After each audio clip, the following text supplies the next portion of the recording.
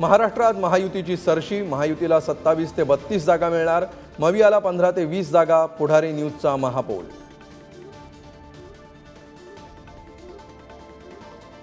सांगलीच्या जागेवरून मवियामध्ये पुन्हा जुंपली, विशाल पाटलांच्या विजयाच्या शक्यतेवरून राऊतांचा हल्ला, तर संजय राऊतांना पटोलेंचं उत्तर। उद्धव ठाकरे 15 दिवसात प्रधानमंत्री नरेंद्र मोदींच्या सरकारमध्ये सामील होतील, आमदार रवी राणा यांचा दावा, तर ठाकरे स्वगृही परतणार, शिरसाटांना दुजोरा।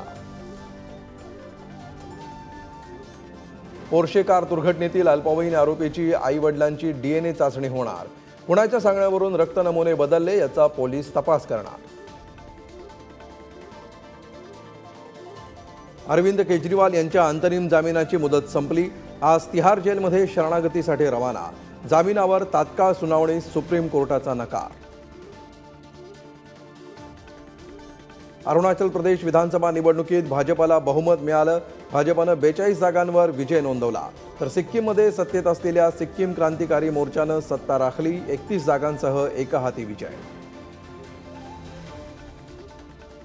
मराठवाड्यासह पश्चिम महाराष्ट्रात भीषण पाणी टंचाई, जळगावात तिन्ही कॅबिनेट मंत्र्यांचे मतदारसंघ तहानलेले, जालना बीडमध्ये टँकरनं पाणी पुरवठा। मान्सूनचं महाराष्ट्रात लवकरच आगमन, 10 जूनला मान्सून महाराष्ट्रात दाखल होण्याचा अंदाज, 2 दिवस आधी केरळात दाखल झालेला मान्सून आता कर्नाटकासह तामिळनाडू आणि आंध्र प्रदेशातही दाखल।